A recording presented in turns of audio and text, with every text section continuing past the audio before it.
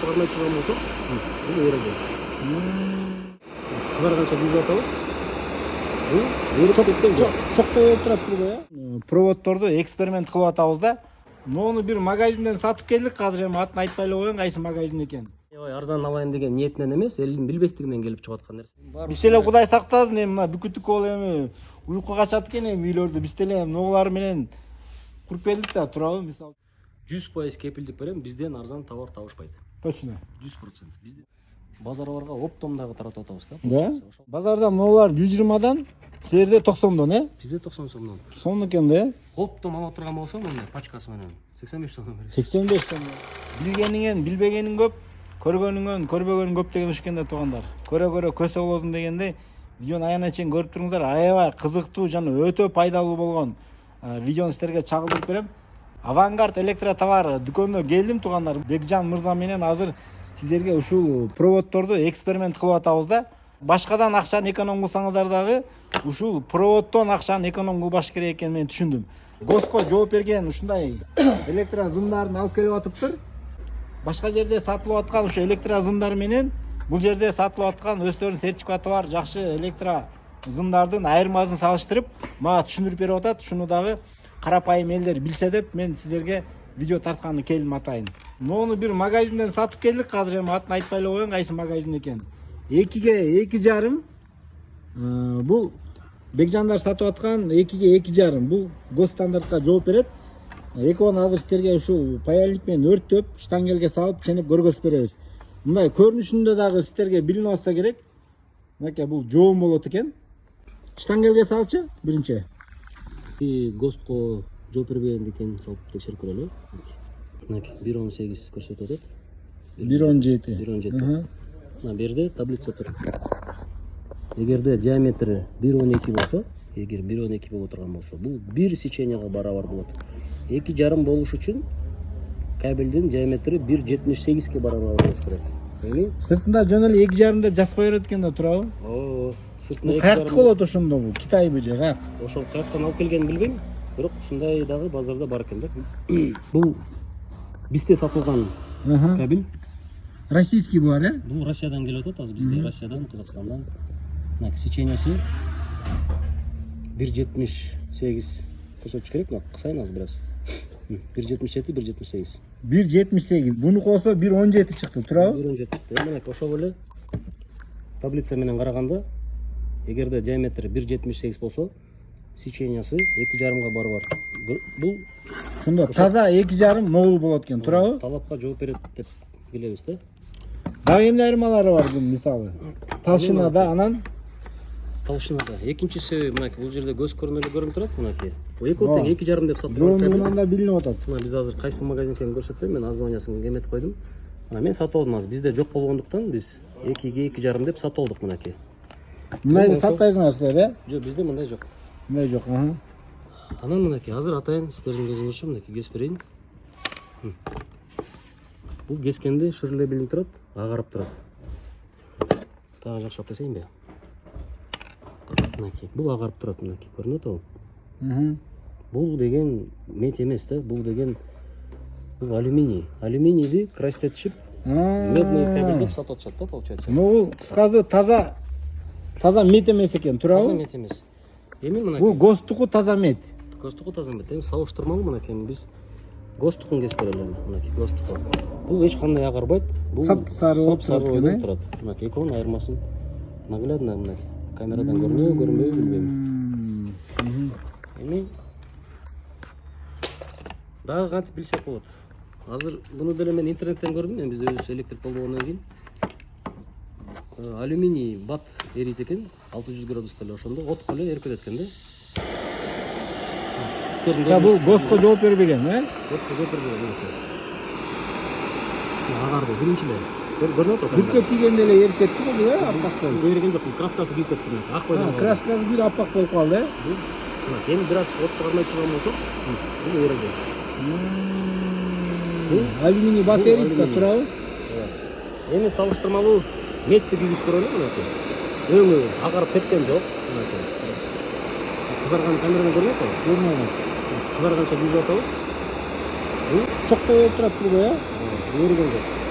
таза меттен жасалган кабель. Электриктер мисалы провод алып кел деп жиберет да карапайым элди, туурабы? Экиге. Карапайым эл түшүнбөйт. 2-ге 2,5 алып кел дейт. Келет дагы бул мет экен деп муну алып алат, туурабы? Жазылып турат жерде 2-ге 2,5 деп, мет деп.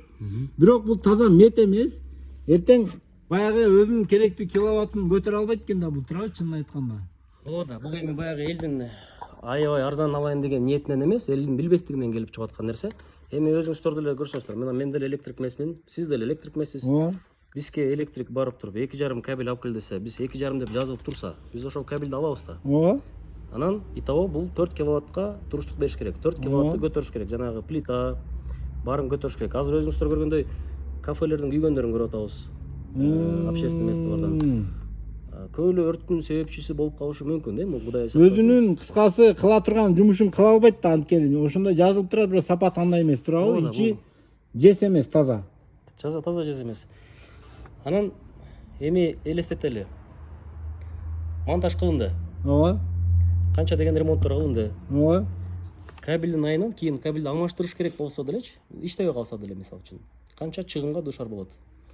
Айырмасы 30 сом болот, мисалы үчүн сабап келтирели. 30 сом. Эми 100 метрден 3000 сом айырма болсо, ошол 3000 сом үчүн жананча жумуштун баарын, кабелдин баарын алмаштырыш бул деген өтө кымбатка айланып калат да. Ошол себептен биздин деле сунушубуз баягы кабель алганда кабелдин үнөмдөй, сапаттуусун алганыңар жакшы экен. Урматтуу электриктер, сиздерге бир баса белгилеп айта кете турган сөзүм бар да. Чын эле мен деле билбечим да. Азыр Бекжан күйгүзүп берип, салыштырып берген себептен эле түшүнүп калып атам. Болбосо 2-ге 2,5 десе, муну алып келе беребиз да, баасы арзаныраак экен деп, туурабы? Бул жакта кымбат экен, бул жакта арзан экен деп. Буда 30 сомго разница бар экен. Бирок ушул 30 сом үчүн эртең күйүп да кетиши мүмкүн, же болбосо баягыда баардыгын алмаштырып 2 жумуш кылышка туура келет экен да, туурабы? Ошон үчүн электриктер сиздерде көп иш жатат экен. Ошону бир сапатын түшүндүрүп, карапайым элгечи, мындай арзаны бар, булар таза мет эмес, кымбатын алсаңыз жакшы болот деп бир ооз айтып коюш бул сиздердин милдетиңиздер болуп калат. Кээ бир адамдар бар, акчасы бар, бирок билбейт, муну апарып кое берет, туурабы? Эми дагы бир айта кете турган нерсе да. Мисалы чоң объекттер курулуп атпайбы? Мектептер, садиктер, чоң үйлөр, туурабы? Алар номдайдан койгонго болбойт, уже сертификаты жок булардын, туурабы? Албетте, бул кабелдер азыр бизге мен сураштырган боюнча контрабанда жолу менен гана кирип атышат. Өкмөттөн мындай кабелди киргизгенге жол бербейт негизи. Анан контрабанда менен кирип аткандар бар экен. Садиктерге, мектептерге азыр бизден көп көлөмдө алып кетип атышат. Сертификаты бар. Баягы эксплуатациядан үйдө өткөрүп атканда текшеришет, буну экотехтер текшеришет. Сөзсүз түрдө ГОСТко жооп берген таза кабелдер коюлуш керек да. Проектте кандай жазылса, ошол кабелге жооп бере тургандай кабелдер коюлуш керек да.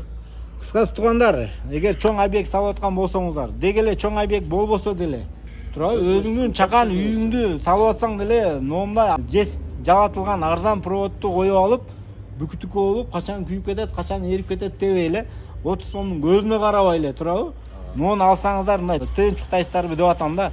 Башка нерседен бир экономдосоңуздар дагы туугандар, ушу проводдон экономдолоңуздар.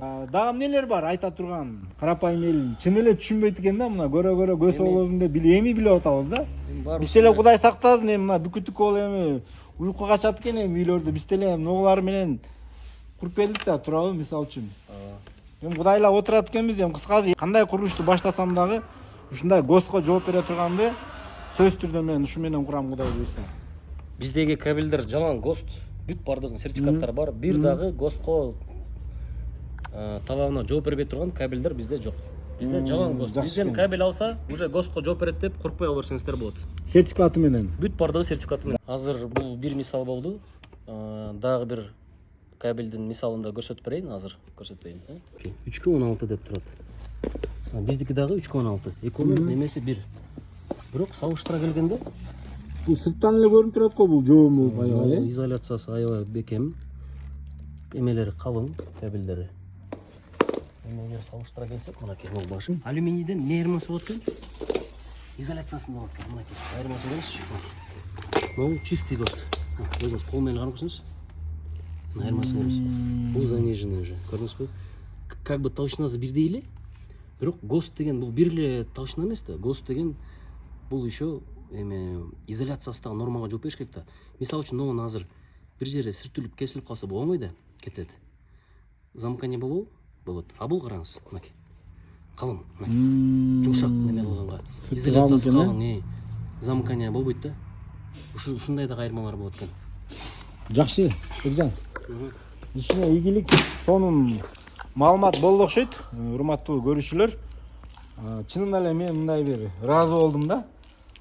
Сиздер дагы бир комментарийге оюңуздарды калтырыңыздар. Анан өткөндө да келип тартып кетпедим эле магазинде. Товар азыраак болчу, азыр товарды аябай эле көбөйтүп алып турса. Жакшы. Бардык эл сураган товарды алып келип атабыз. Мындан нары дагы эл кирип, бизге ушул товар керек, ушундай алатыз десе, ошолорду алып келебиз. Таластан таппай аткан товарларды скайп берсе таап келе бересиз. Бүт алып келебиз. Заказ менен жанагы сценаристерди алып келип берип атабыз элдерге. Суроо боюнча жанагы солнечный станцияларды алып келип берип атабыз. Суроолор боюнча. Базарда 12 миңден экен, бизден 9,5 10 алып кетишти. 9,5 алып кетишти. Маласы. Бул кайсы даректе деп билбей аткандар болсо, туугандар, Чыңгыз Айтматов көчө менен Горький көчөнүн кесишинде ушул Авангард электро товар дүкөнү ушул жерге келе бересиздер. Дагы сурооңуздар болсо, экранга номер коебуз, ошол жактан суроо аласыздар. Башка да эмне маалымат? Бул электро товарлардан дагы электро инструменттерге басым кылып атабыз азыр. Сапаттардын жакшыларын алып келип атабыз. Багалары төмөн, 100% кепилдик берем, бизден арзан товар табышпайт. Точно. 100%. Бизден товар алып келиш мүмкүн эмес. Мисалы үчүн, мынакы шуруповерттөрдүн түрлөрү, мондай разновидность мен эч жерден көргөн эмесмин биринчиден. Анан экинчиден шуруповерттин түрү го бул жерде, түрлөрү. Анан бааларына көңүл бура эле. Мисалы үчүн, могу шуруповерт 2100 сом да. 2100 сом, могул 2200 сом. Сапаттар жакшы, баалары эң төмөн. Будан төмөн болушу мүмкүн эмес, анткени биз еще базарларга оптом дагы таратып атабыз да. Ошол себептен азыр бул убактылуу ба, дайым булба менен сатпайбыз. Жаңы ачылгандыктан баягы элдерди бир аз бизде ушундай товар бар экенин көрсүн деген ниетте азыр арзан коюп атабыз баалардын баары тең. Базарга оптом берип таштап атасыздарбы? Базарга оптом берип атабыз. Сиңерге ийгилик. Автоматтардын негизи түрлөрү көп экен. Анан жакшылардын бири деп, мисалы үчүн могу Delix фирмасына отурган болсок, бул өзү белгилүү фирма экен. Бирок подделка көп болуп кеткенин себебинен булар азыр QR менен чыгарып башташты. Могу QR'ды азыр биз камерадан карай турган болсок, ар бир чыккан күнүнө чейин заводдон бар чыккан чыкпаган тастыктап берет да. Атайын оригиналдарын алып келип атабыз. Бааларын 90 сомдон койдук эмеге, 32 амперге чейин. 32 амперден өйдө 100 сомдон койдук. Эми салыштырмалуу базарда 120 сатып атат. Эми бул жерде бирөөнү жамандаган ниетти айткан жокмун. Баягы элге доступныйраак, жеткиликтүүрөөк баа менен ылдыйраак баа кылып бергенге аракет кылып атабыз бааларды, ылдыйраак кылып. Базарда мыналар 120дан, силерде 90дон, Бизде 90 сомдон. Сомдон экен да. Оптом алып турган болсом, мындай пачкасы менен 85 сомдон беребиз. 85 сомдон, Кыскасы электриктерге тиешелүү бардык эле товарлар уже келип калыптыр кеңири, Ооба, бардык эле келди. Сомдон экен. Эми дагы да келелек товарларыбыз бар. Аларды акырындап алып келип атабыз. Мындан ары ар бир жума сайын товар келип атат. Ар бир жума сайын товардарды толуктап атабыз. Жакшы, азаматсыңар. Колдоп турайлы туугандар, көп айтам, канча конкуренция болгон сайын атаандаштык болот, баалары болот турабы? Карапайым элге жеңил болот. Бул видеону группаларга, курулушту кылып аткан, үй салып аткан досторго, айыл группаларга жөнөтүп коюңуздар.